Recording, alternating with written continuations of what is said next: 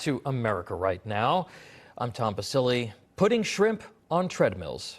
No, I'm not making this up, and you're paying for it.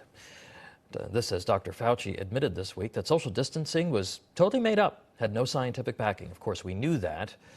But at the same time, a new report is highlighting that the federal government is spending millions of your money on so-called research that is now coming under scrutiny for being a total waste of money, all for the sake of kind of junk science, perhaps.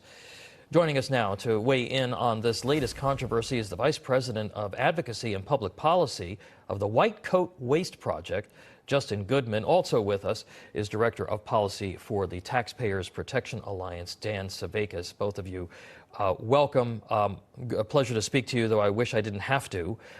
Justin, according to the White Coat Waste Project, in 2020, the National Institute of Health spent an estimated $140 million on animal experiments in foreign countries, including China and Russia. In 2016, the National Science Foundation and UC San Diego spent $1.5 million to put fish on a treadmill. I don't even know how you do that. In 2021, the National Science Foundation spent over $500,000 on experiments with shrimp on treadmills. What the heck is going on here, Justin?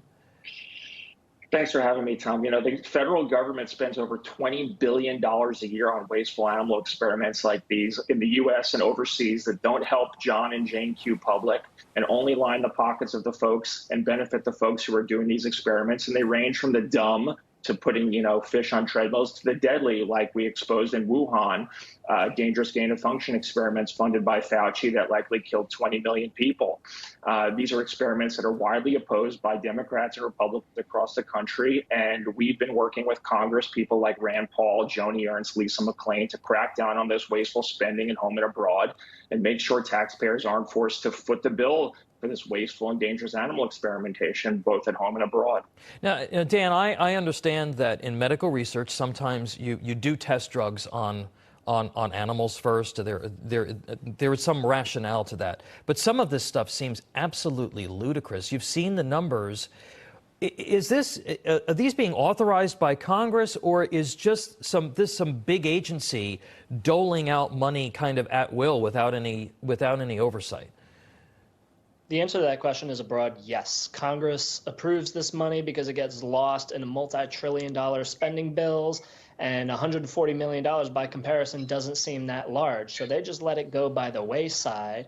And then the National Science Foundation is also in charge of asking for funding for a lot of these. And again, just because of the sheer size of the federal government right now, people don't really bat an eye at numbers like this, even though it is broadly wasteful. There's no discernible impact on the American people, and it's a waste of time and money. Justin, how does putting flies, and I'm not making that up, flies was part of this. They were put on some sort of tread wheel. Pigs, turkeys, lizards, fish, shrimp on treadmills benefit the American people. What medical or scientific purpose could this possibly serve? It absolutely serves none. Like I said, it only benefits the people who are getting paid to do it, who are, these greedy folks in white coats at colleges and universities and inside federal agencies that are raking in literally billions of dollars a year to think up and execute these stupid experiments.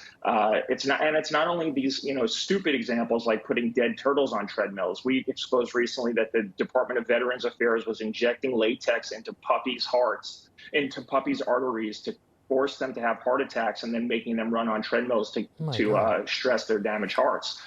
So this is stuff that, it's not only stupid, but it's also incredibly cruel.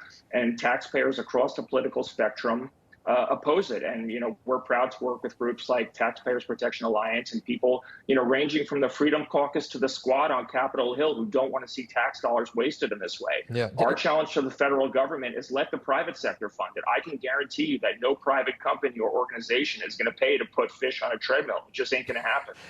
Dan, we're sending this money overseas as well. Why? Why is this money going to China and Russia? Why is this still happening?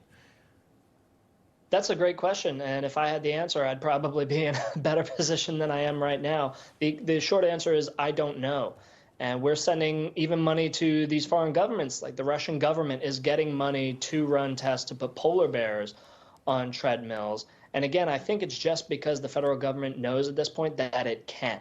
That $140 million, because of the size of our federal government, has gotten so out of control that people don't even think about why we're doing this, or that $140 million could be going to making public services more efficient for the American people.